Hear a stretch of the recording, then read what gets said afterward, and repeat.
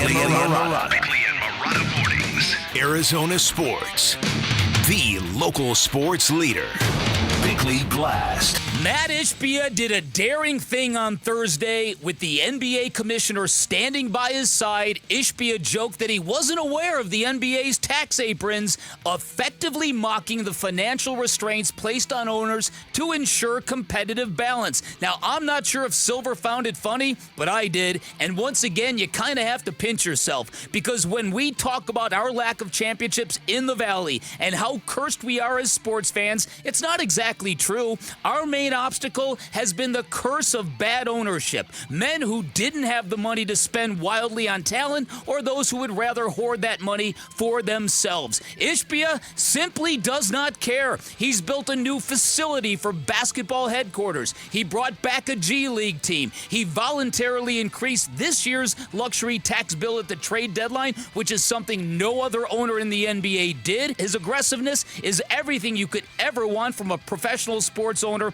and his repeated mantra that he is just a steward of the Suns, that the basketball team belongs to us, well, that is beyond refreshing. But here's the best thing. In a 2024 list of the NBA's richest owners, Ishbia didn't even crack the top 10, which means a good percentage of his peers could be spending just like he is, but they're not. And in a sports town once defined by misers and frugality, it's nice to know that the Bucks never stop in Phoenix, Arizona.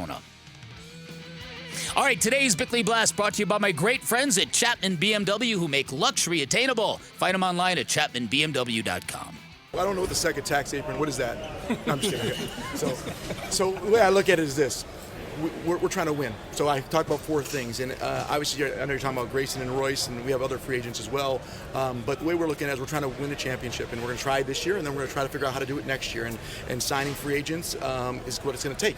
And having someone's bird rights gives you an advantage to be able to keep those players, even if you're into the luxury tax. And we're not frivolous with money and just spending money to spend money. What we're trying to do is win a championship and build the best team possible. And it's not just players, it's culture, it's team members. And Grayson and Royce, if those are the two you're speaking of, are two great guys. Royce is new to the organization, has done an amazing job, everything you could think of, and Grayson's been here all year and has been a phenomenal part of the team and the organization. So we hope to and expect to have both those guys back, along with keeping this core team together, because we love our team and we're going to go compete at the highest level, hopefully in the playoffs here very soon. Hopefully you can see them all play together. Definitely a little bit of tongue-in-cheek when asked about the second luxury tax apron. It was for clearly next a year. joke. What is that? I see. I had originally read the quotes before I heard the quotes, and there's danger in that, because I heard him say that and go, ooh, that's not a good look. Read the quotes, and then I heard him say it, and you're like, oh, he's obviously joking. Oh, yeah. But No, he was definitely joking, but just to say that with Adam Silver right next to him is kind of, takes some cojones. But it is Takes very... chutzpah. Sorry. My bad. No, but again, this is what's. Let me pull up this list. The NBA's 10 richest owners. You would think, the way Mat Ishbia is spending and talking, that he would be by far the richest guy in the NBA. Yeah, and it's not true. Now, Steve Ballmer spends. Clearly, he does. There's no arguing that. But there's a lot of guys in the NBA who have more money than Mat Ishbia, and they're not spending like him. So no, because he looks through things through one lens, and that's been consistent for over a year now, and that is winning championships. The key is really going to be what happens in this year's playoff, and then does this pursuit of a championship at all costs, does it ever get old?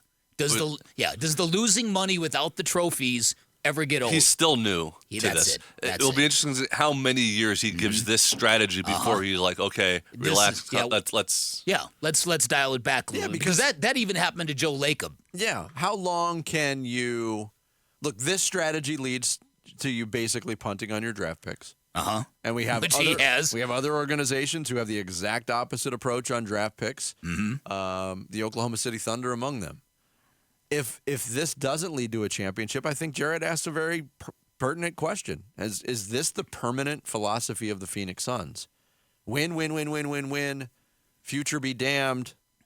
And what does it lead to? There's a point where you have to stop. Because even you talked about Steve Ballmer. Steve Ballmer, I think, has more money than all the other owners in the NBA combined. Steve Ballmer's, according to the list, he's won at $142 billion. Yeah, so And Dan Gilbert's number 2 at 25. Right. So the money that Steve Ballmer has is incomprehensible. And it's not like he's, he says, screw it, I'll pay $150 million of tax every year. Do you not know how many toilets he's putting in, Jared? Oh, that's true. 1,135 toilets. I wonder Matt if Ishbia said he was going to steal ideas from the next 3 All-Star games, and he mentioned Steve Ballmer at the end. I wonder if there's more toilets coming to Footprint. Well, listen, I can't wait to see this what Steve Ballmer does with this new Clippers arena, because back then on the drawing board they are going to create a wall, a fan wall behind the visiting bench. Yeah. So basically, the opposing team is going to be sitting through hell.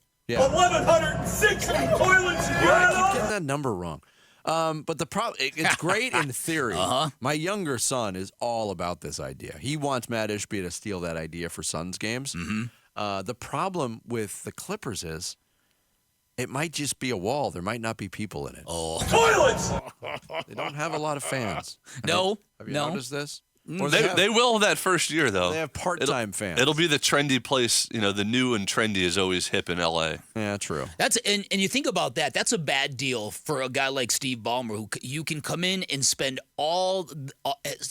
crazy to win, do everything, bring all this energy, and you're just never going to be bigger than the Lakers. That's tough. That's a rough assignment. Remember when the evil Russian billionaire bought the Nets for a few years and was spending like crazy, and he just said, eventually he was like, I don't need this. That's right. Because it's the same deal there. You'll never be as big as the Knicks. That's true. That's very, very true. There's a lot of owners that can feel that. Artie Moreno. But it's cool to have Jerry Reinsdorf. It's still like the adjusting period for Suns fans to have an owner like Ishbia and be like, wait a minute, we could actually get stuff that we want?